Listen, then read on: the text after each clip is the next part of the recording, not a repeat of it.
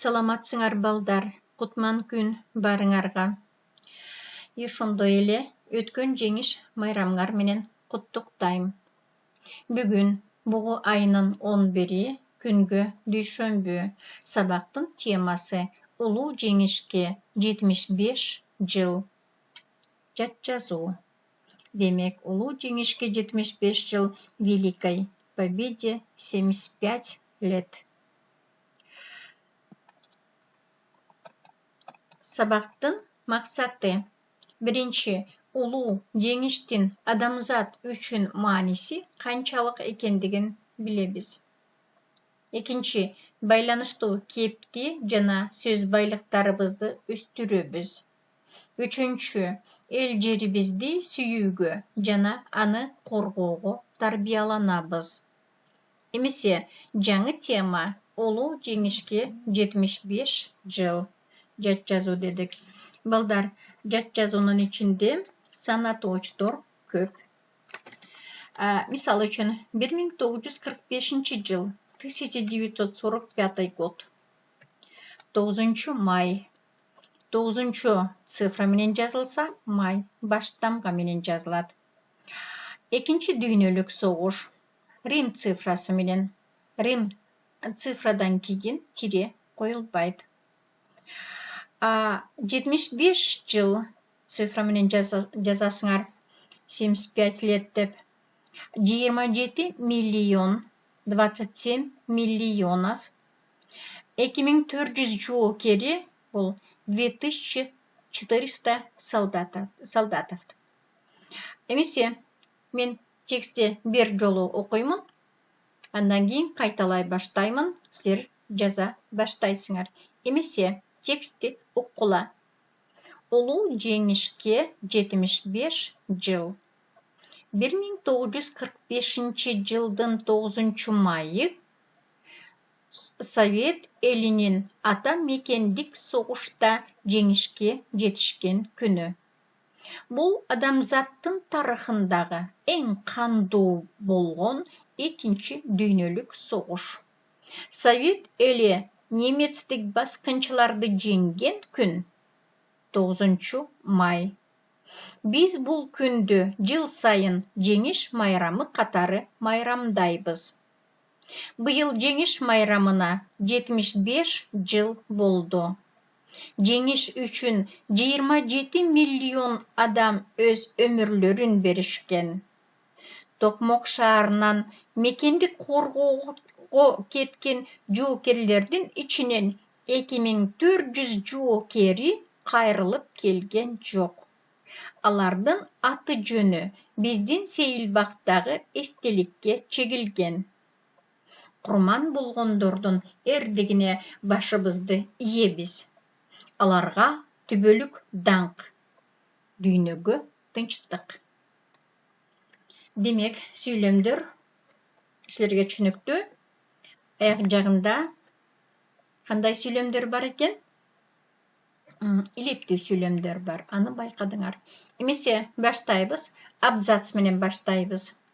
Теманы жазгыла. Улуу жеңишке 75 жыл. Улуу жеңишке 75 жыл. Цифра менен. Улуу жеңишке 75 жыл. Жаздык. Баштайбыз текстти. Абзац менен. 1945 жылдын 9 майы Совет элинин ата мекендик согушта жеңишке жетишкен күнү.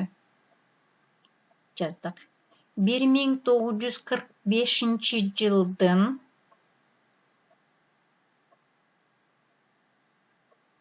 1945 жылдын цифра менен 1945 жылдын 9 майы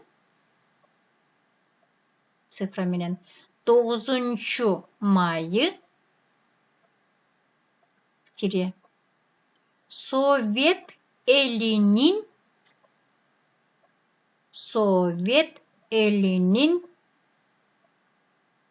ата мекендик соғышта, ата мекендик баштамға, ата мекендик соғышта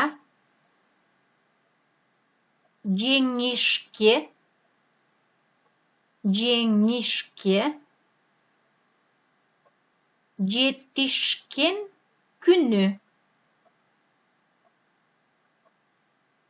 жеңишке жетишкен күні.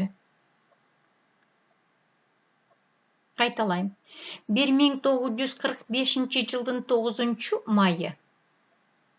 Совет елінің ата мекендік соғышта жеңішке жетішкен күні. Кейінгі сөйлем. Бұл адамзаттың тарихындағы ең қанду болған екінші дүниелік соғыш. Жаздық. Бұл адамзаттың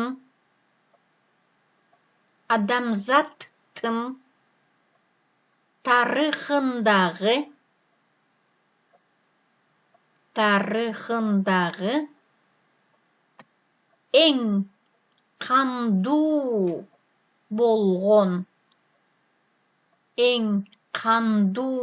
болған екінші дүниелік соғыш.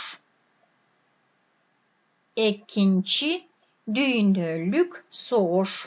Рим цифрасымен. Екінші дүниелік соғыш. Қайталайым. Бұл адамзаттың тарихындағы ең қанду болған екінші дүниелік соғыш. Абзац. Мені баштайыз кейінке. Совет елі немецтік басқыншыларды жеңген күн 9 май. Екі жерде тере бар балдар. Жаздық. Совет елі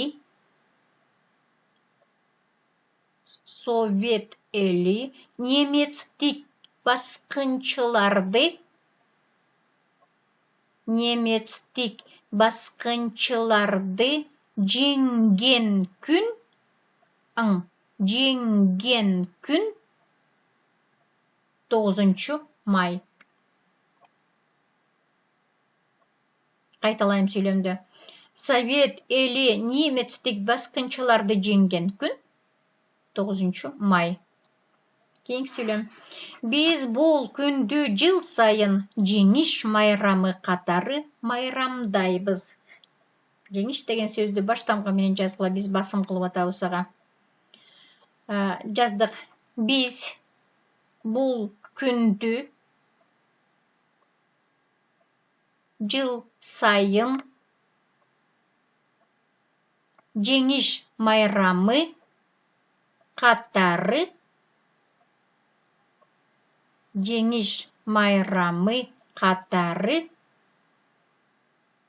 майрамдайбыз.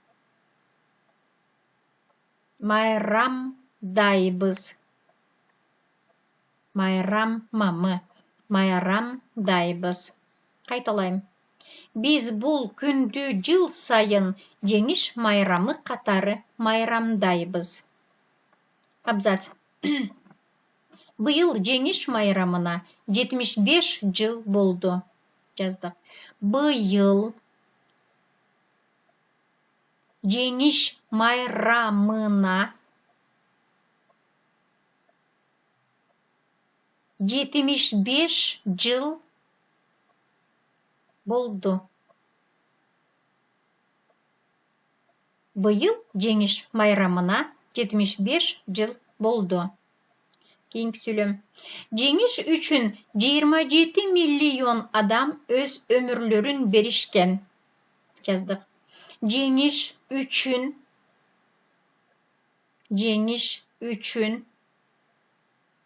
27 миллион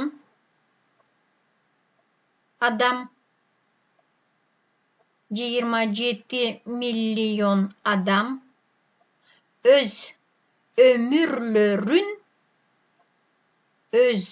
өз өмірлерін берішкен. Қайталайым.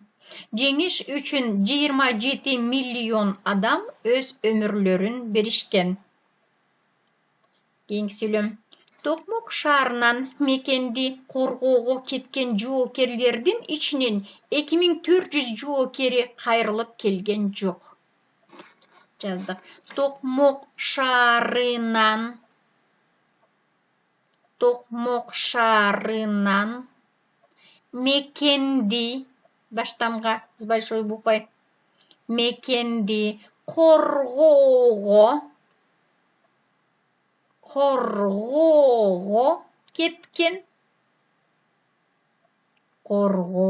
кеткен жоокерлердин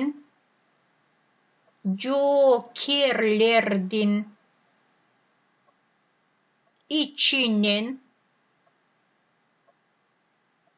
2400 жоокери 2400 жоокери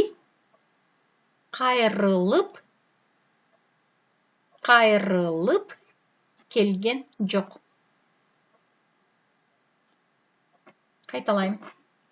Токмок шаарынан мекенди коргоого кеткен жоокерлердин ичинен 2400 жоокери кайрылып келген жок. Кийинки сүйлөм. Алардын аты жөнү биздин Сейилбактагы эстеликке чегилген. Жаздык. Алардын аты жөнү тире менен аты жөнү биздин Сейилбактагы бир сөз балдар. Одно слово.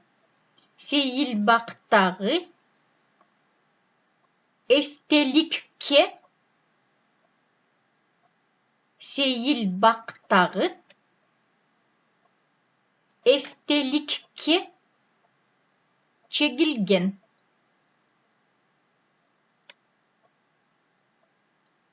Кайталайм балдар. Алардын аты жөнү биздин Сейилбактагы эстеликке чегилген. Абзац. Курман болгондордун эрдигине башыбызды ийебиз. Жаздык. Курман болгондордун эрдигине башыбызды ийебиз. Биз. Краткий ый бар. Ый. Биз. Кайталайм. Курман болгондордун эрдигине башыбызды ийебиз. Кийинки сүйлөм. Аларга түбөлүк даңк. Аларга жазгыла. Түбөлүк даңк. Аларга түбөлүк даңк. Даңк деген сөз слава дегенди билдирет. Им вечная слава. Слава деп түшүнөбүз го, е?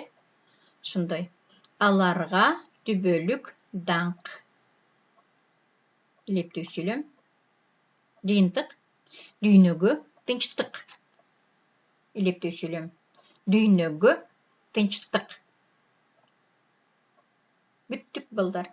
Жаздык. Бир жол текшергиле карагыла. Улуу жеңишке 75 жыл. 1945 жылдын 9 майы Совет элинин ата мекендик согушта жеңишке жетишкен күнү. Бул адамзаттын тарыхындагы эң кандуу болгон экинчи дүйнөлүк согуш. Совет эли немецтик баскынчыларды жеңген күн 9 май. Биз бул күндү жыл сайын жеңиш майрамы катары майрамдайбыз. Быйыл жеңиш майрамына 75 жыл болду. жеңиш үчүн 27 миллион адам өз өмүрлөрүн беришкен. Токмок шаарынан мекенди коргоого кеткен жоокерлердин ичинен 2400 жоокери кайрылып келген жок. Алардын аты жөнү биздин Сейилбактагы эстеликке чегилген. Курман болгондордун эрдигине башыбызды ийебиз. Аларга түбөлүк даңк. Дүйнөгө тынчтык. Балдар, үйгө тапшырма. Өтүлгөн темаларды кайталагыла. Чейрек жакындап атат. Мүмкүн бул жума акыркы жумалардын бири болуп калышы мүмкүн. Ошондуктан карыздарыңардын бардыгын карагыла дагы, балаларыңарды иретке келтиргиле. Эмесе, барыңарга ийгилик. Көрүшкөнчө.